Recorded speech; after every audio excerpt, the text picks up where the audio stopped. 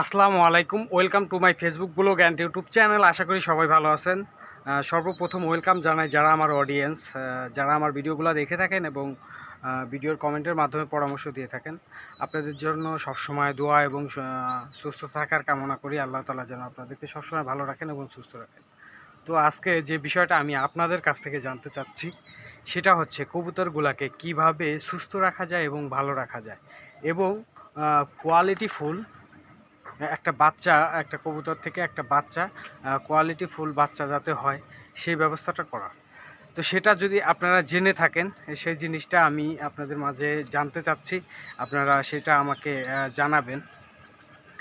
কারণ আমরা যারা কবুতর পালন করি বা কবুতরের নিয়ে কাজ করি, অনেকেই অনেক কিছু জানি না। সেক্ষেত্রে আপনারা অনেক পুরাতন কবুতর প্রেমী আছেন যারা কবুতর সম্পর্কে জানেন, তারা আমাদের যদি সাপোর্ট করেন তাহলে অবশ্যই সব কিছুই সম্ভব। তো অত বেশি কথা না বাড়াই, তো মূল কথায় আসি।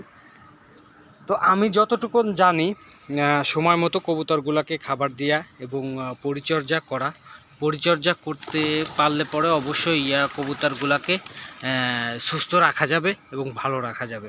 তারপরেও এর মধ্যে আমি যতটুকু জানি ততটুকু অবশ্যই করব। আর বিষয়টা হচ্ছে যে আমি অনেক কিছুই জানি না। দেখা গেল যে কবুতরের কোন সময় কোন ওষুধটা দিলে পরে কবুতরগুলো ভালো থাকবে এবং সুস্থ থাকবে এবং ভালো কোয়ালিটিফুল একজোড়া বাচ্চা একটা কবুতর থেকে পাওয়া যাবে। কি ওষুধ খাওয়ালে সেটা আপনারা যদি জেনে থাকেন তাহলে আমাকে কমেন্টের মাধ্যমে জানাতে পারেন। দ্বিতীয়ত, দেখা যাচ্ছে যে কবুতরগুলা অনেক সময় দেখা যায় যে অসুস্থ হয়ে পড়তেছে বা ঠান্ডা লাগতেছে, ঝিমাচ্ছে। এই ঠান্ডা লাগার হুট করে কবুতরগুলার ঠান্ডা লাগার কারণটা আপনারা যদি আমাকে জানান তাহলে অবশ্যই সে জিনিসটা ভালো হয়, কারণ ঠান্ডা লাগার আগেই আমি সেটাকে পদক্ষেপ নিতে পারবো। আবার ধরেন কবুতরগুলা দেখা যাচ্ছে যে ঝিম মেরে আছে, কিছু খাচ্ছে না, একদম নীরবতায় মাথাটা গাটাও সাইডে দিয়ে বসে আছে। এটা হয় কিসের কারণে,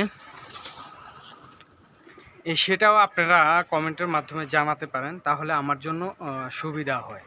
তাহলে দেখা যায় যে আমি এই বিষয়টা নিয়ে কাজ করলে পরে সেটা আমি আগাইতে পারবো এবং আমার কবুতরগুলোকে আমি সুস্থ রাখতে পারবো।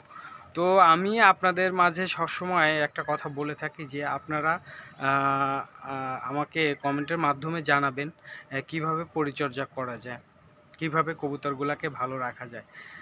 আমি যতটুকুন জানি ততটুকুন করার চেষ্টা করি। তারপরেও আমি যে সব জানি এমন কোনো কথা না, আমিও অনেক কিছু জানি না। আপনাদের মাঝ থেকে আমি শিখতে চাই বিষয়টা।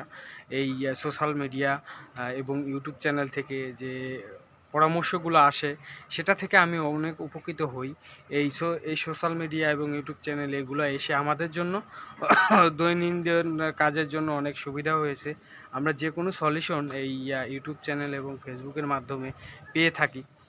তো আশা করি যারা আমার এই ভিডিওগুলো দেখতেছেন, তো আপনারা আমাকে সহযোগিতা করবেন কমেন্টের মাধ্যমে। আর আপনারা সবসময় ভালো থাকবেন, সুস্থ থাকবেন, সবসময় নিজের প্রতি কেয়ার রাখবেন।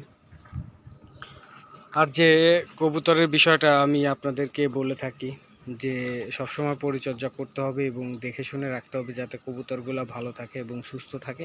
তো সেই অনুযায়ী কাজ করবেন এবং আপনারা আপনাদের থেকেও আমার শিক্ষণীয় অনেক জিনিস আছে, সেটা আমি শিখতে চাই আপনাদের কাছ থেকে। অবশ্যই সেটা আমাকে শেখাবেন যাতে আমি ভালো প্রতিফলন পেতে পারি। আমি যে একেবারে সব কিছুই জানি এমন কোনো কথা না বা তথ্য না যে সব কিছুই পেরে থাকি। অনেক কিছুই আছে আমি এখনও এর কিছুই জানি না। তো সেক্ষেত্রে আপনারা যদি আমাকে জানান তাহলে অনেক সুবিধা হয় আমার জন্য। তো জানাবেন সবাই, আমার পাশে থাকবেন। তো সবাই ভালো থাকবেন, সুস্থ থাকবেন। আল্লাহ হাফেজ, দেখা হবে নেক্সট অন্য কোনো ভিডিওতে।